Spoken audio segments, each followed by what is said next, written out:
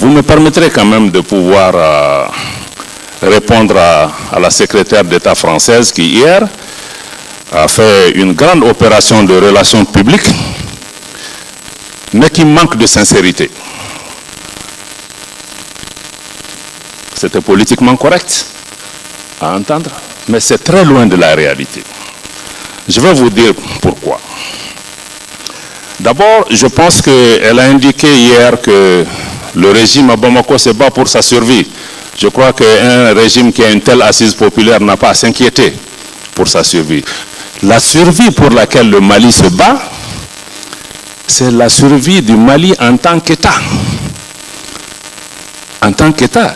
Et la survie de l'État malien a été menacée parce que la France, à la tête d'une coalition internationale, est intervenue en Libye pour une opération. Jusqu'à aujourd'hui, on ne connaît pas quel était l'objectif recherché.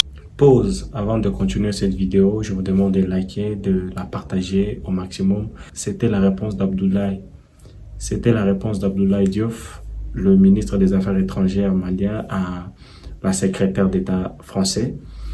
Elle avait dit des choses, cette vidéo date quand même, hein, elle avait dit des choses et très vite elle a été recadrée par le meilleur ministre des Affaires étrangères africain.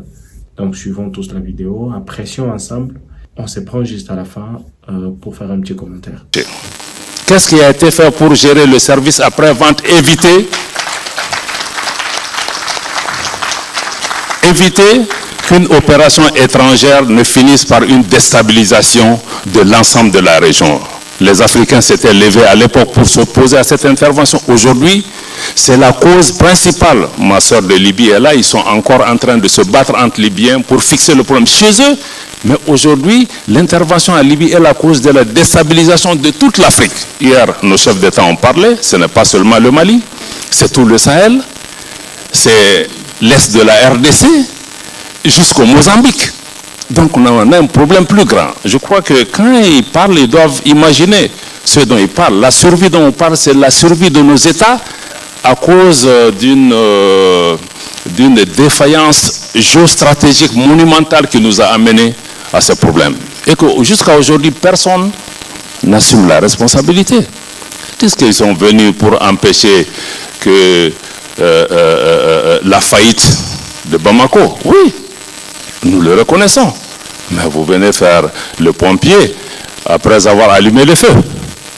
Je suis reconnaissant pour les morts français au niveau du Mali. Elle a parlé hier de 50. Mais le Mali ne compte même pas ses morts.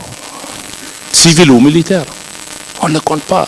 Combien de Sénégalais ou d'autres ont perdu la vie? Je crois que ça, c'est la cause principale de la déstabilisation. Elle dit aussi que la France se bat pour la souveraineté des pays africains et qu'elle n'entend pas se substituer aux armées africaines. Je vous donne un exemple.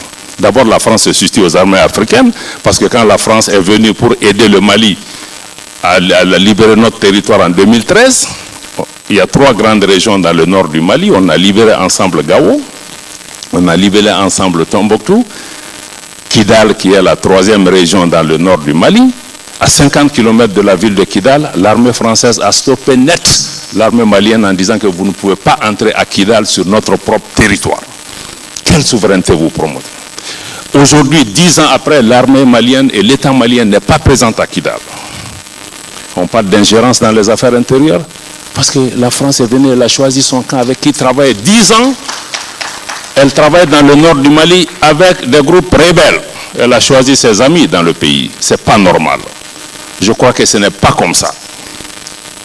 Si on vient, on aide dans le partenariat, dans la sincérité, on ne s'ingère pas dans les affaires des gens.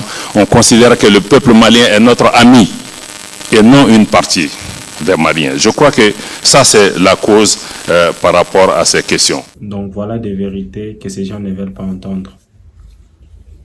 À cause de l'opération menée en Libye, aujourd'hui, le Sahel est totalement déstabilisé. Et ça, c'est la vérité. Et ça, c'est la vérité. C'était toujours au nom de la démocratie, au nom de l'ordre, au nom de tout ce qu'il y avait de bien, tout ce qu'on pouvait apporter aux Libyens de bien. Mais aujourd'hui, c'est quoi le résultat? Où est la Libye actuellement? Qu'est-ce qu'elle traverse actuellement? C'est terrible. Donc, dites-moi si vous avez apprécié et si vous appréciez ce genre de contenu, je me ferai le plaisir de vous lire. Donc, abonnez-vous si ce n'est pas encore fait et lâchez un gros pouce bleu. Moi, je vous dis à très très bientôt pour de nouvelles informations. Ciao.